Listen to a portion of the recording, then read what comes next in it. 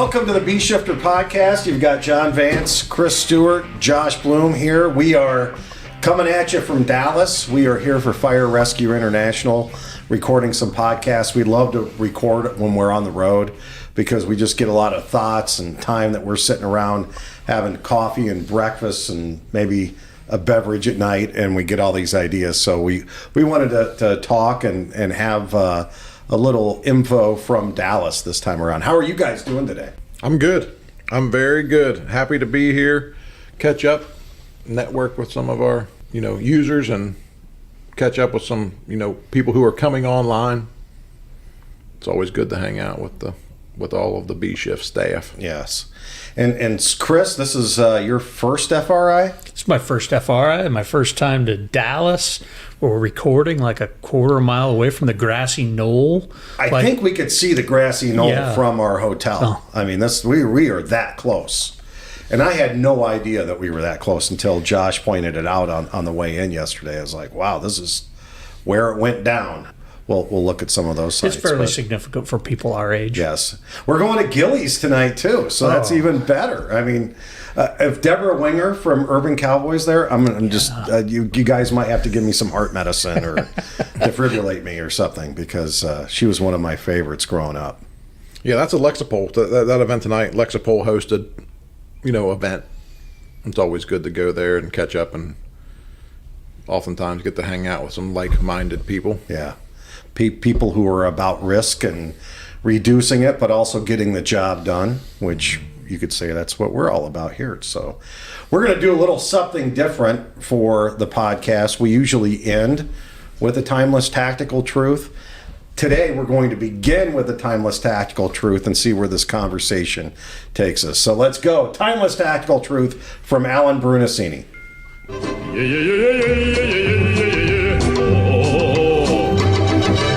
All right, today's timeless tactical truth from AVB is don't ever confuse a hazard zone for an amusement park. And the chief used to talk about recreational firefighting, and I think that kind of ties hand in hand. So let's take this one apart and decipher it and talk about when the hazard zone is mistaken for a recreational area such as an amusement park. Well, so the first thing I start thinking about, I guess, with this is what it isn't.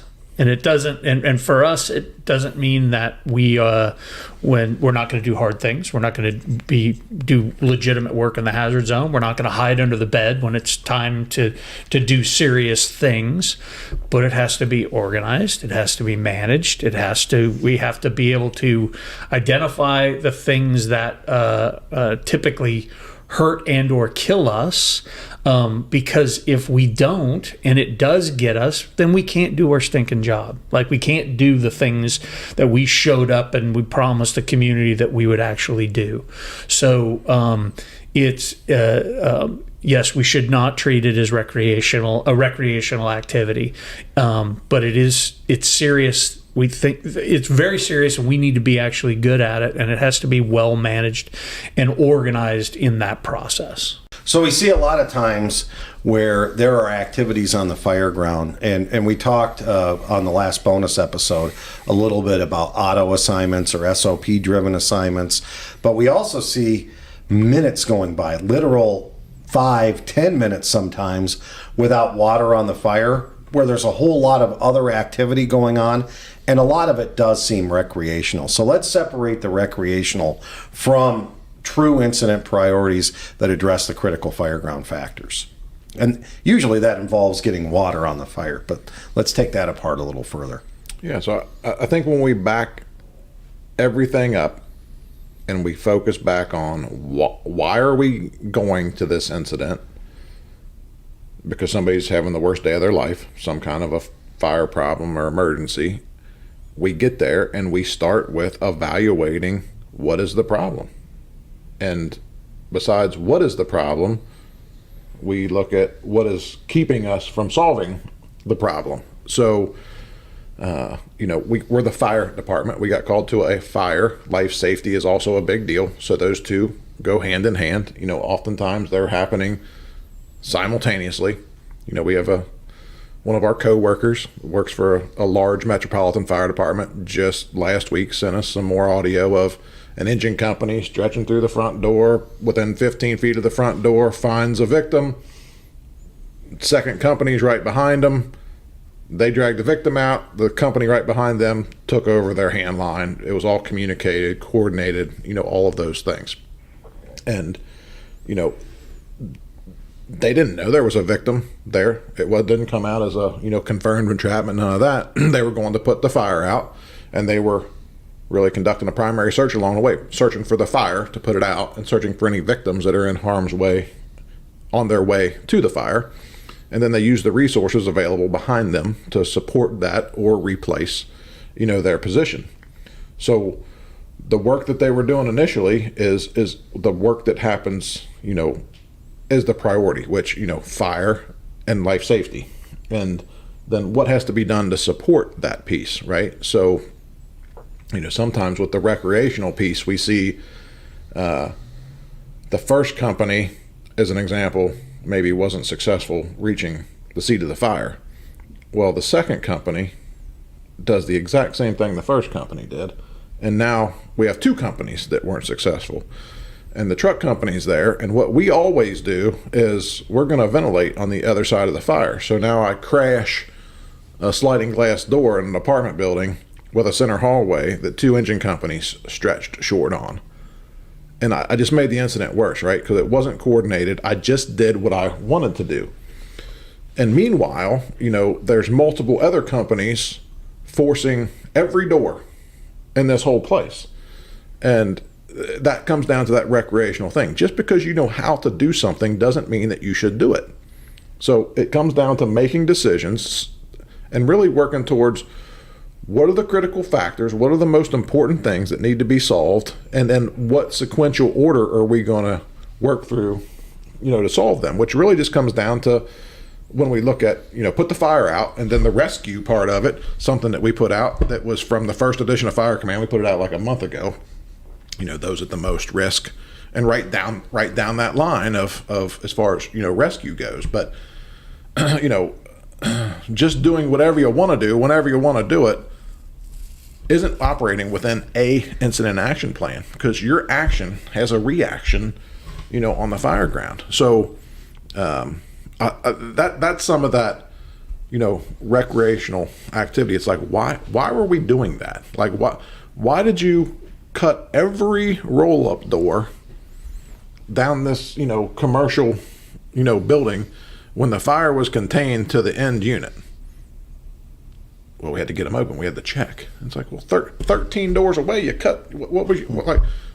And the truth is, there's no incident action plan. They had equipment to do it, and they just did it because that's what we do. I ride on this truck, or I have this piece of equipment, and that's just what I do.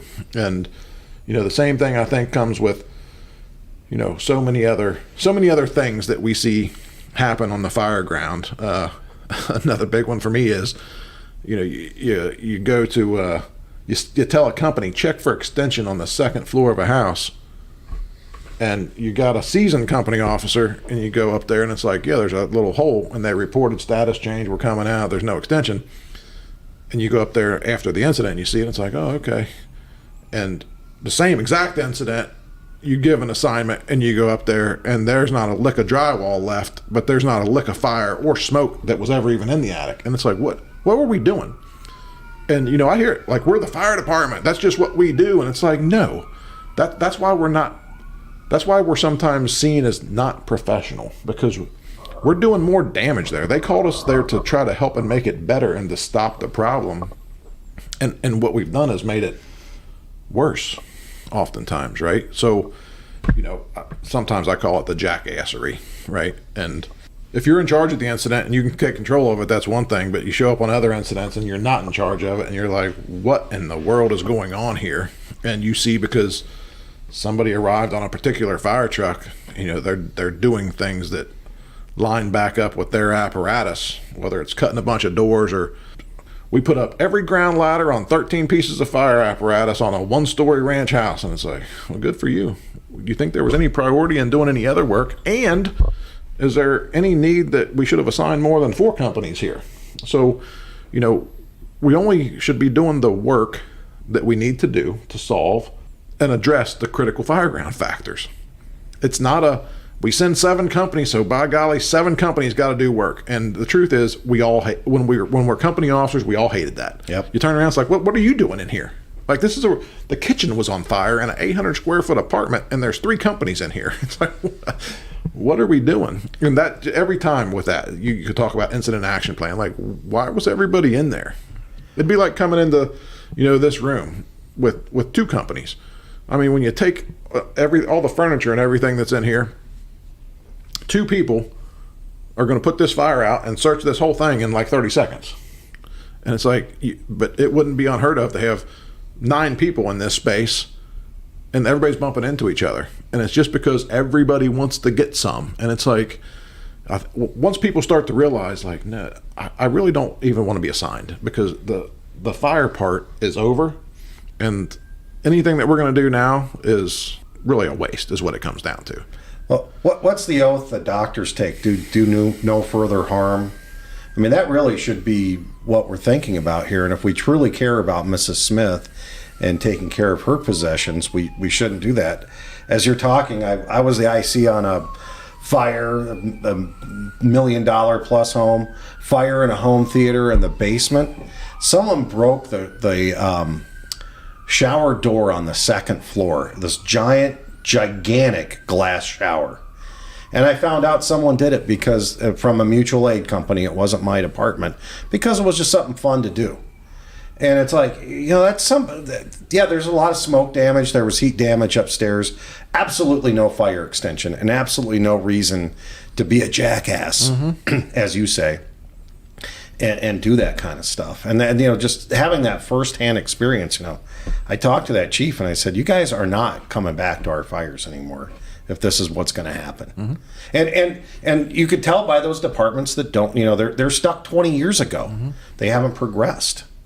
I don't know if you have any other examples of that. Yeah, so I think recreational firefighting is I'm just showing up to do the fun stuff, right? Whatever we think that is, whatever that paradigm, fun front end work, the things that we most enjoy, and then the other side of it, it's the selfish view of firefighting. It's I'm just going to do what I think is important, and the one thing having a strong IC does, and the one thing that having a strong incident command system does, is it demands that there's actually an incident action plan, and that the people that are participating in it agree that, no, I'm going to fit into the plan.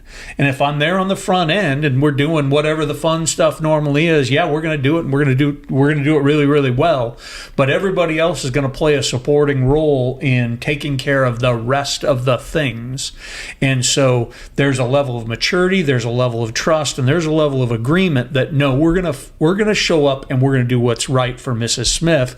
We're not gonna show up and do what's right for us. And that's where it really, really lays, because everything else is a selfish endeavor.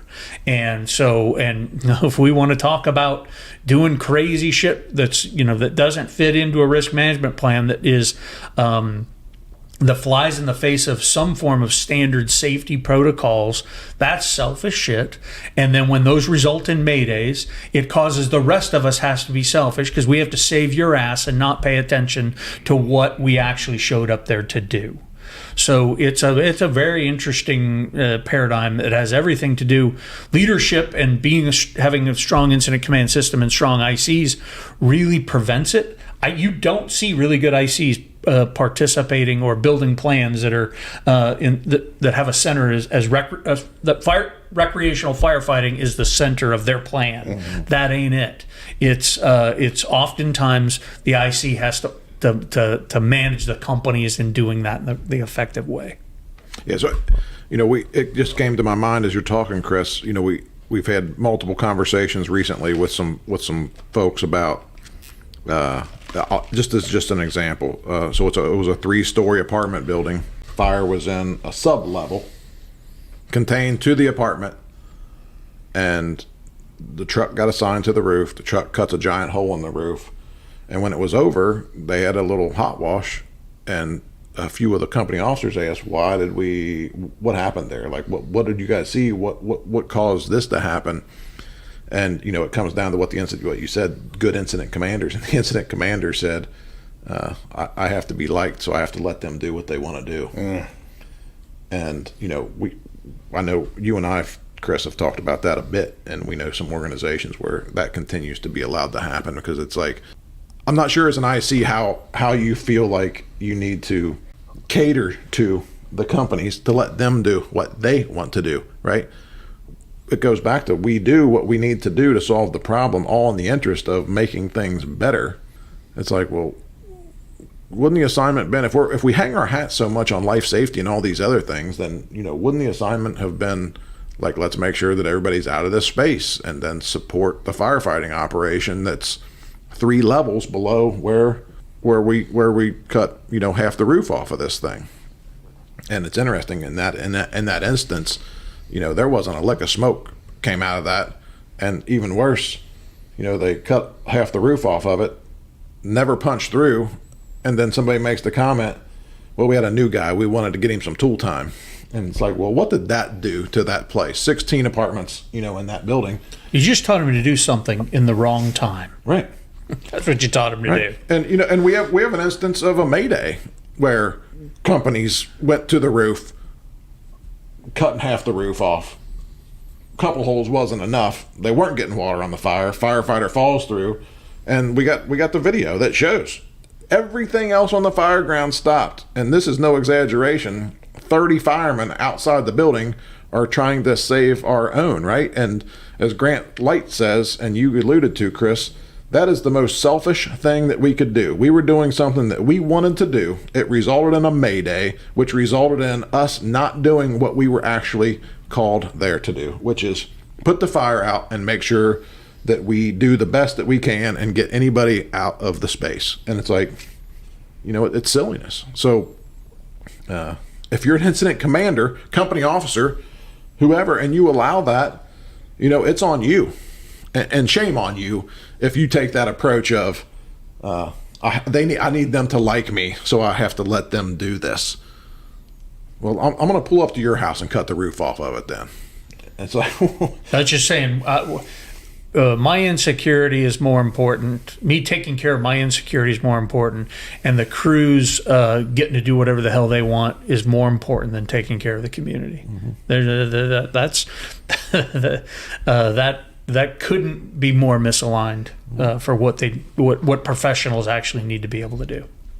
I was just thinking, if a mayor or a city manager tuned into this podcast and heard what we were talking about right now, it would be eye-opening that this occurs to lay people and the other people that we work for. So you got to think of that from that perspective too, that we are there to do no further harm. So going back to the original incident, Josh, where the company comes in, they stretch short, in that auto assignment where we just keep doing the same thing over and over again because it's auto assigned, how would that scenario go with Blue Card using the system? I mean, if the first company did what they do, right, and we'll just it's a big, very large apartment building, and the first company stretched short, then in our system it would have been priority traffic, right? So priority traffic, we stretch short, we cannot make it to the fire floor. We need to find, in this instance, maybe another entrance or, whatever. But, the model of the second company backs up the first company, and the whole theory of, larger line, longer line, all of that all sounds fine and dandy until the first company doesn't report how much line they got on the ground or, what line they stretched or, whatever. So, a lot of these places, it says that.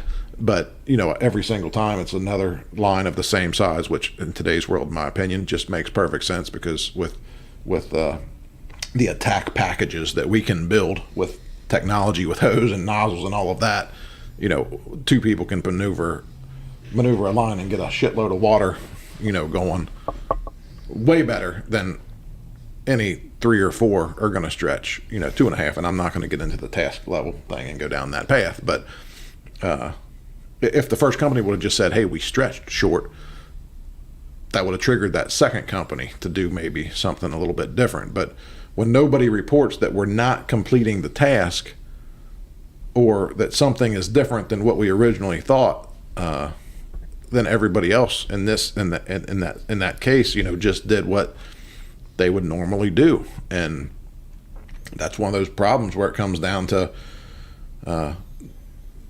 there's only one incident action plan. The incident action plan is the first company lays a water supply, stretches a hand line. The second company lays a water supply, stretches a backup line. The third company supports the second company. The fourth company supports the fire department, whatever. The fifth company is the safety engine. The first truck splits and does, goes, two of them go to the roof and two of them do search. The second truck, two of them go to the roof, whatever that looks like. Well, when the first company doesn't do what they're supposed to do, then that whole plan is off.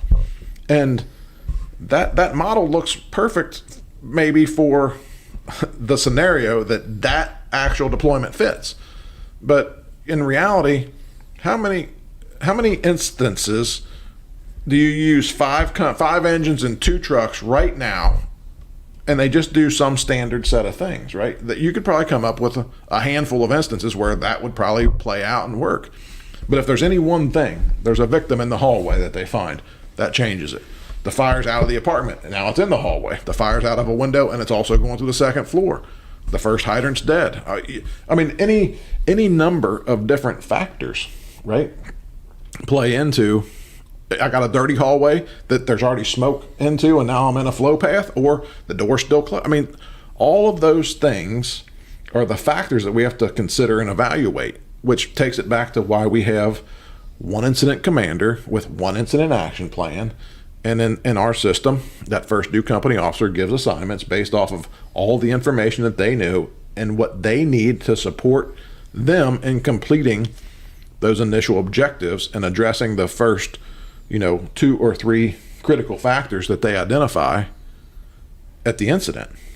And then, setting it all up and communicating it so a strategic IC can arrive to the incident and have a fluid transfer of command, not lose and keep accountability, checking off what objectives have been completed, and then what those companies need to continue their operation. So, that's how it can go different, right? As far as if you can't do it, or you're not doing it, or something is different, then there's no ands, ifs, buts. You have to communicate that.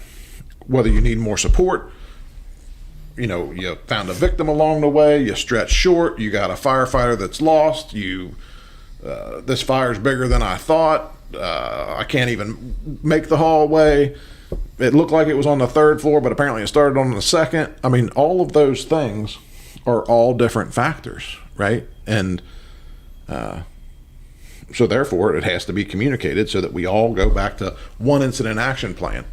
Otherwise, if everybody's just doing their little part of it, it's not an assembly line that never changes. The fire's very dynamic. The incident's very dynamic.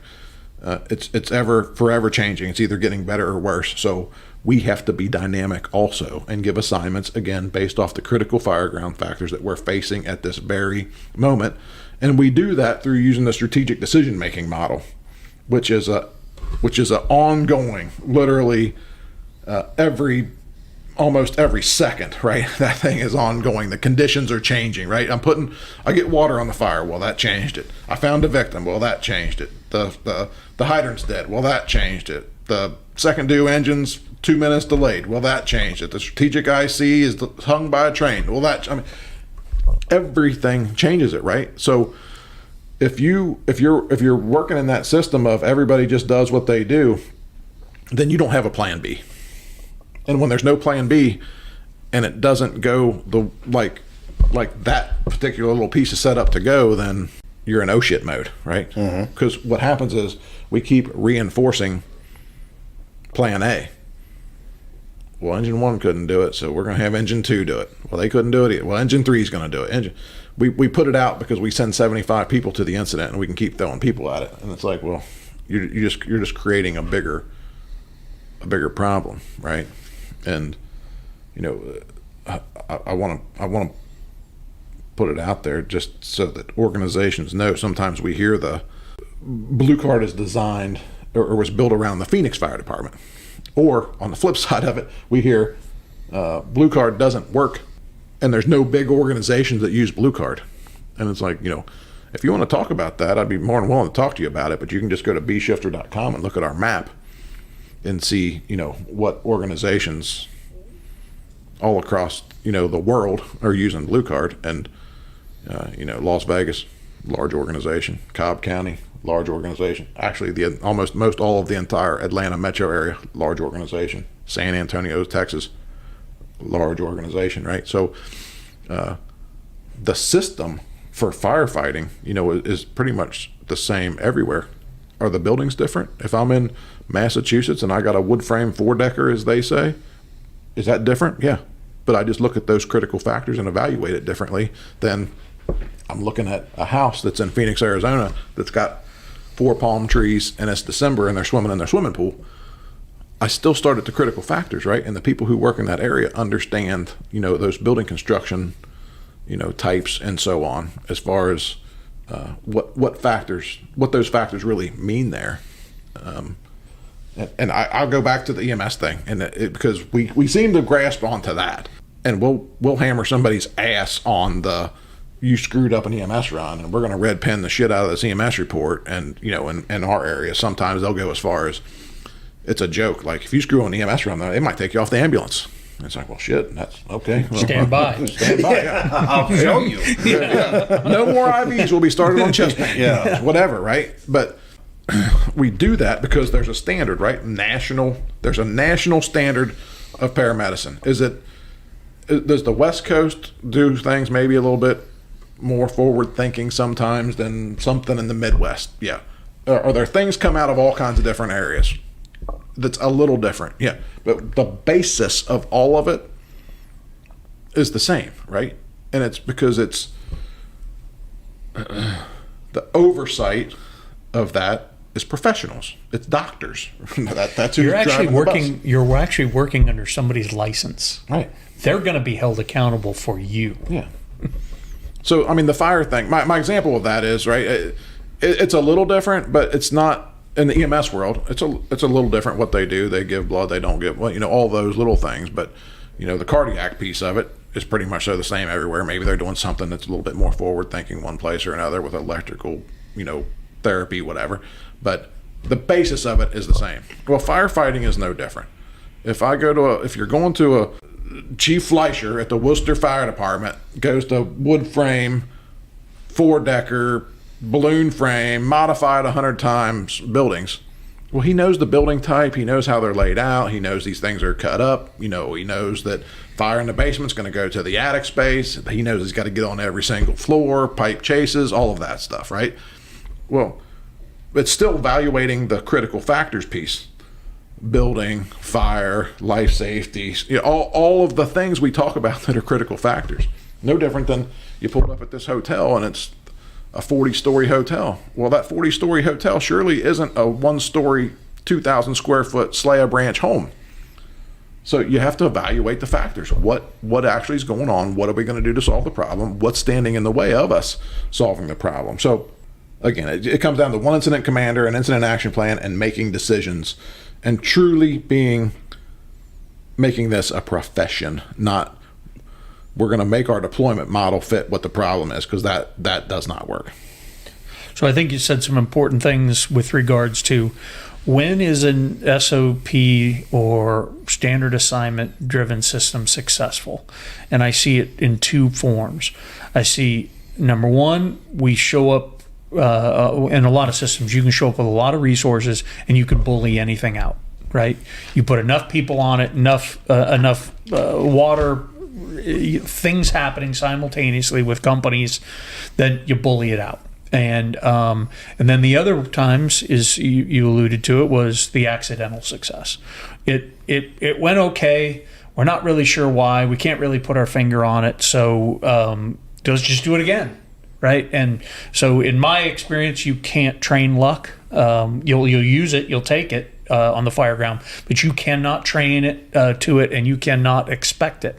So what is the alternative? The alternative is to use a standardized system that evaluates the critical factors in a very standard way on the front end, connects it with the risk management. Why should we be doing what we're doing? There's only two reasons on the fire ground. It's savable lives or savable property. There's no other reason, right? There's no political risk in our system, really. There shouldn't be anyway. And there's no other, that interpersonal risk. That shouldn't matter at all. So we're connecting that to our strategy. So where are we going to work from? And then what the hell are we going to do that makes sense? So we have to evaluate that every single time for what's going on right then and there to be able to effectively do the right thing. And then as variables pop up or as changes pop up, we adjust the plan, utilizing the same process over and over in this looped manner. So it takes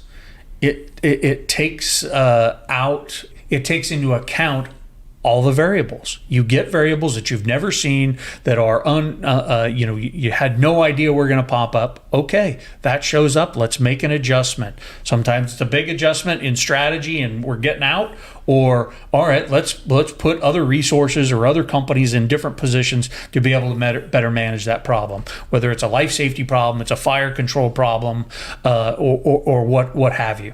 So that adaptability, that flexibility of a standardized system is way more effective than like as my old fire chief and our old boss would say, doing the wrong thing harder. It never frickin' works, ever once. Or there's a department that I've been working with that's a blue card department, and some of their younger firefighters want to know why they just can't go to work. And they staff with 6 people out of 2 stations, so 3 per station, covering over 70,000 people. They go to fires, and they just want to auto-deploy. So we've had a lot of discussions with that. What would you say to that person? And they've been heavily influenced by regional tactics that aren't from our region. Let me just say that. So what would you say to somebody who is at a small fire department and they just want to auto-deploy because they don't have time to size up and transmit that incident action plan? Everybody wants to be, or seems like everybody wants to be Big Brother, whatever that means to them, right? So whoever they look up to. So I'm just going to just say, everybody wants to be the FDNY, right?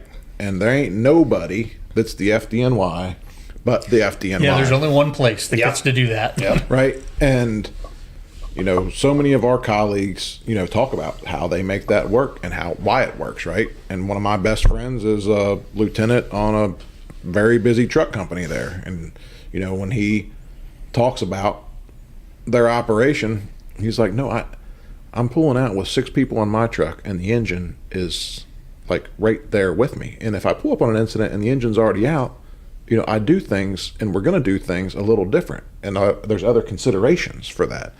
But, when you're sending the amount of resource that those organizations send in the time that they're sending them in order of arrival, you can do some of those things, right? But when John Vance has one assignment, and if that assignment doesn't have to be done, John Vance might not do anything on this incident, things look a little bit different, right? So, I mean, if you're riding in a specific seat, this is your only job. That is the only thing you're going to do, right? And if that job doesn't have to happen, then it doesn't happen. And, we could make an example of how successful they are pulling off these roof rope rescue things, right? I mean, there's clearly a focus on that. Somebody's got a job to do that.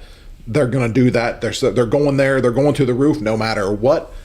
But they also have, I'm just going to say whatever the number is, 75 people that all of them have what their job is, right? And it's not switched around, and you're not riding the medic unit today and that tomorrow. You ride in this seat and you learn that seat and you understand that piece of it, right?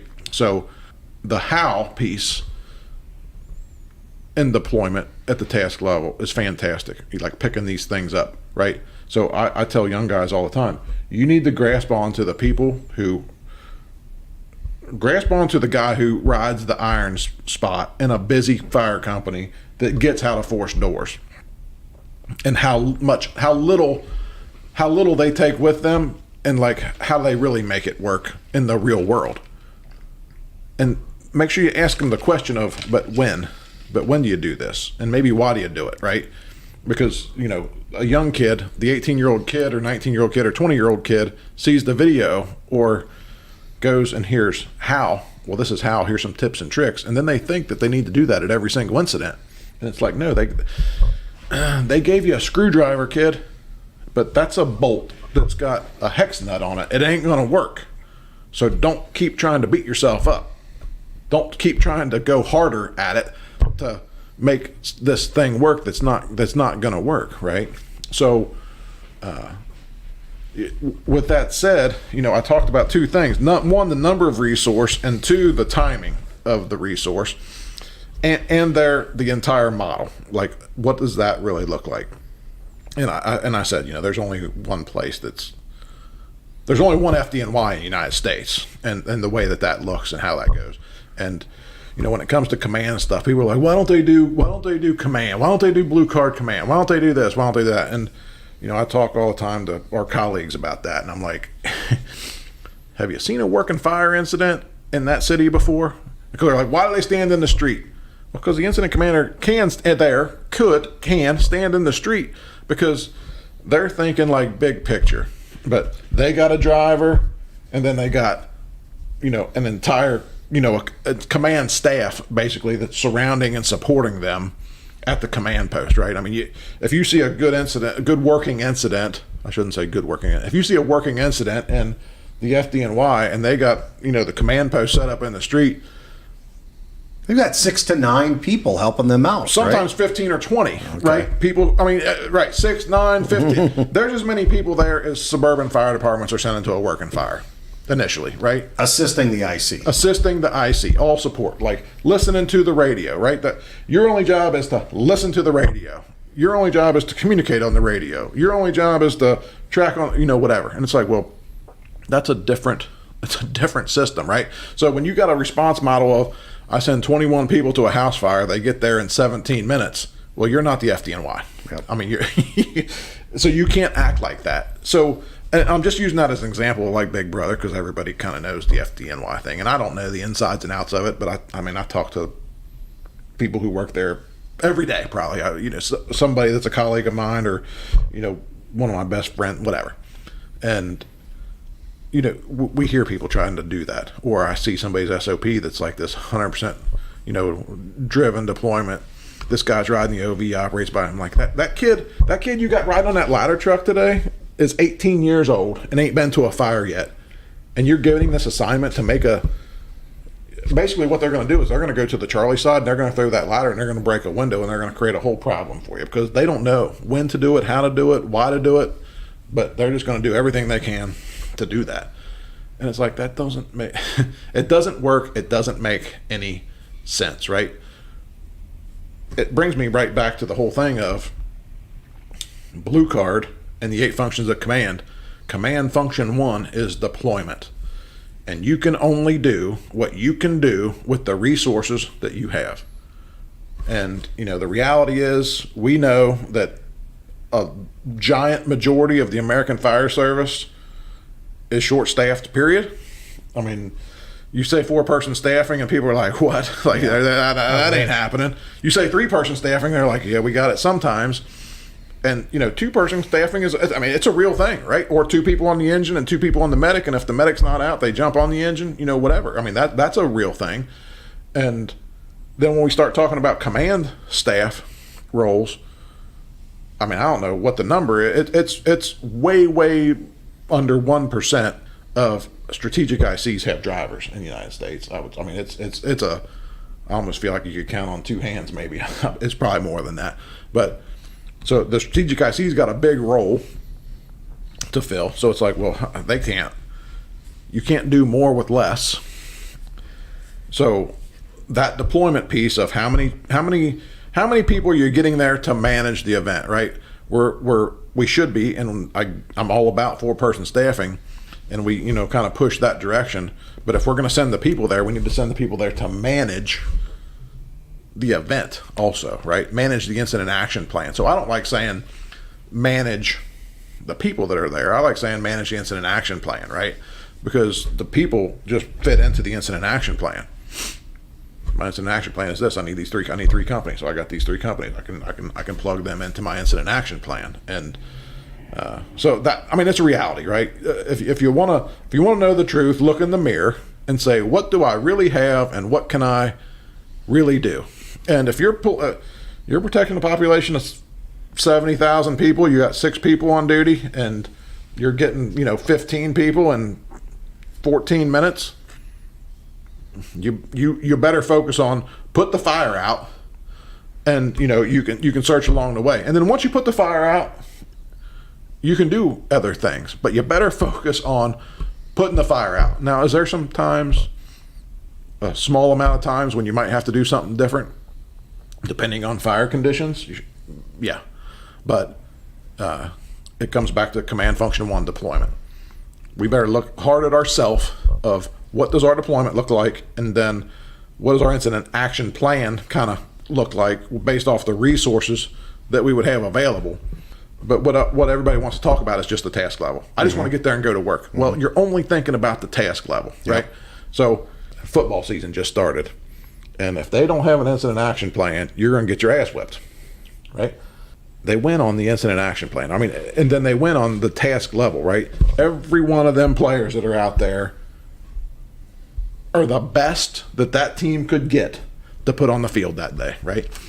And it only works when they're all on the same incident action plan. And we get to see it every year. We get to see it in baseball. We get to see it in football. We get to see it in every sport out there, right? That they pull off some planned event. And it's like, I think the Super Bowl, maybe the last 3 or 4 years, has been won in the last seconds. Or, well, at least in the fourth quarter. Yeah. Without a doubt. Yeah. Coming, and the games leading into the Super Bowl. And it's some sort of planned event, some super secret planned event. But they practice the shit out of that planned thing, right? They don't go out there and say, first play of the game, because it's going to be fun, we're going to try to pull some whiz bang shit on somebody. No. They go out there and they have a plan. Like, what is this going to look like? Let's figure out, what are our critical factors? What am I up against today? And that's what it looks like, right? And you guys hear me always talk about linking it back to sports, because it seems like people can connect to that, and nobody wants to talk about EMS. But I link it to that because it seems like we can kind of wrap our hand around that it's a system, right? And all of this comes back to a incident action plan. And you can do all the task level stuff. So I would tell those young kids, hey, be really good at all the task level stuff. Be the best at all the task level stuff.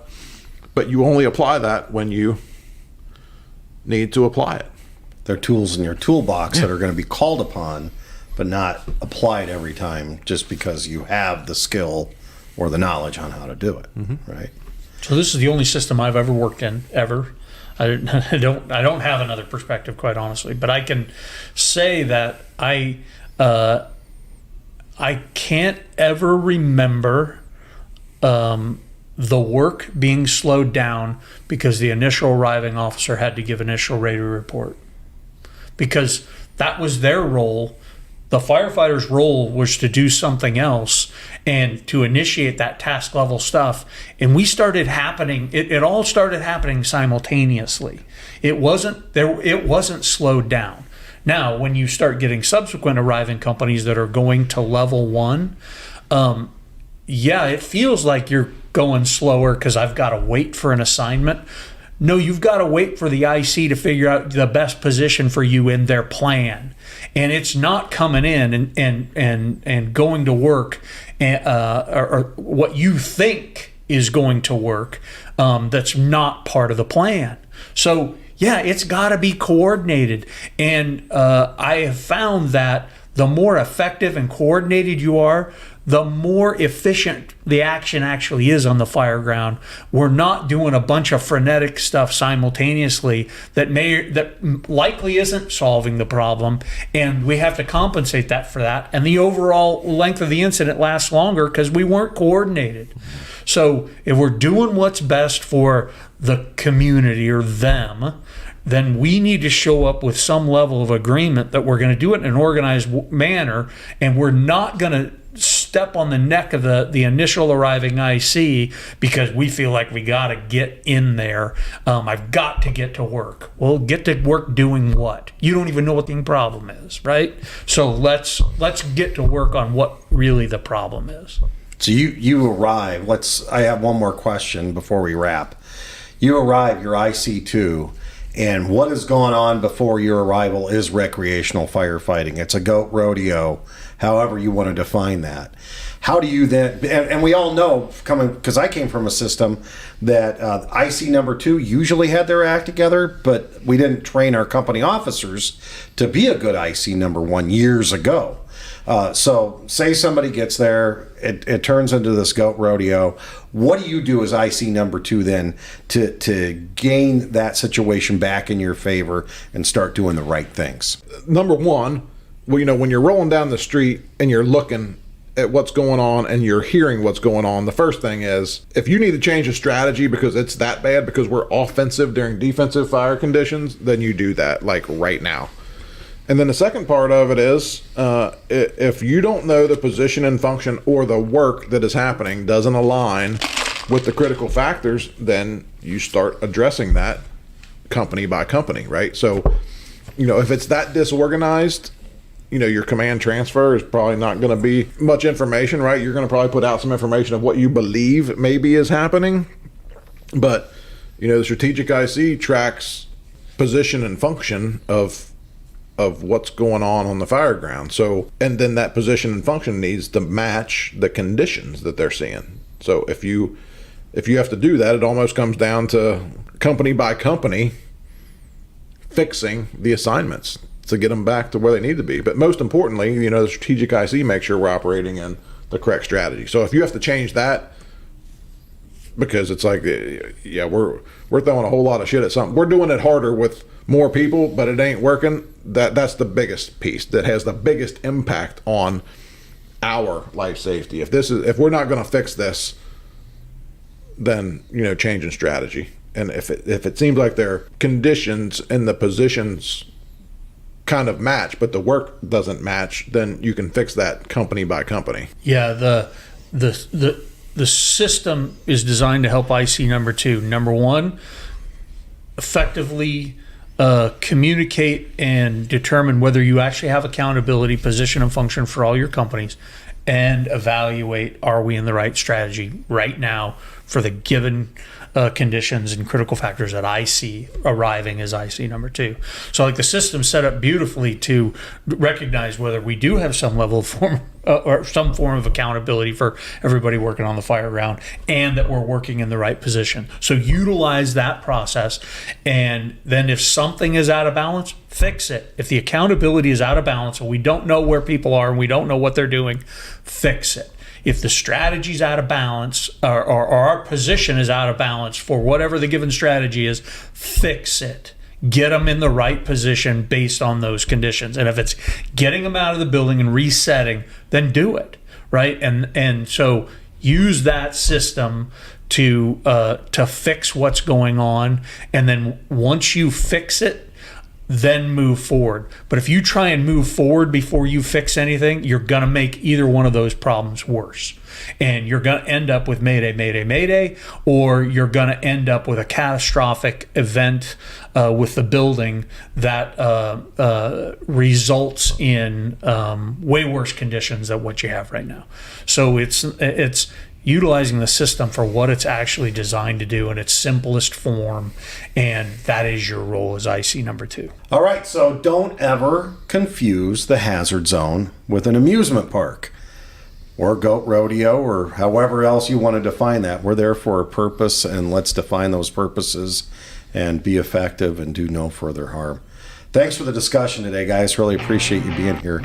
And thanks, everyone, for listening to the Bee Shifter podcast.